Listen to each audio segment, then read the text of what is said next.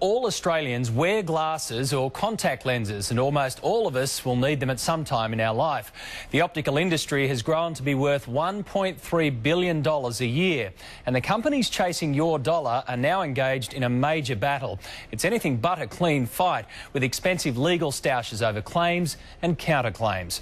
Rodney Lowe's has more. Oh, there's a war on. What Australian consumers want is choice. Is there a spectacle war going on in Australia at the moment? I think it's a very exciting time. Broken arrow! It's a war, all right, and for the first time in decades, it'll be customers who'll be the winners. For my particular script, roughly about $700. Andrew Jesberg, like any spectacle wearer, has for years forked out hundreds of dollars to get a pair of glasses, then hundreds more for contacts. I was just getting sick and tired of having to pay the amount that they're charging, and it was phenomenal. For about 5 years, there's been a quiet revolution in the optical industry, starting with Italian giant Luxottica weighing into the Australian market, snapping up the OPSM chain, Lobman & Pank and Budget Eyewear. It got rowdy when Specsavers, a foreign-owned company based in the tax haven Guernsey, moved into the Australian market 2 years ago. Their growth has been dramatic. The company is over 1,000 stores in 10 different countries.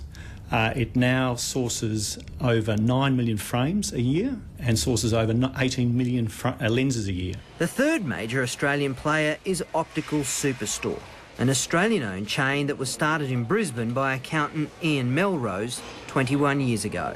The situation was that I was doing the tax returns for a number of optometrists and saw the potential and decided that I'd start an optometry chain myself. You saw they were making money hand over fist? Yes. Ian says his business of selling spectacles to the budget-conscious was working well, with Luxottica-owned OPSM focusing on the designer end of the market. Then came Specsavers. Specsavers have been extremely aggressive. They've advertised extensively. They even aggressively tried to poach staff, so Ian started countering with advertisements like these. Kev, a wise and intelligent man who works at Specsavers head office, bought them at the Optical Superstore. Specsavers took us to the federal court in June last year, trying to prevent us continuing to advertise. Ian won that case and continues to advertise. So Specsavers turned its sights on OPSM. Our customers paid, on average, over $114 less for their prescription glasses than OPSM customers. OPSM took them to court. This time Specsavers won.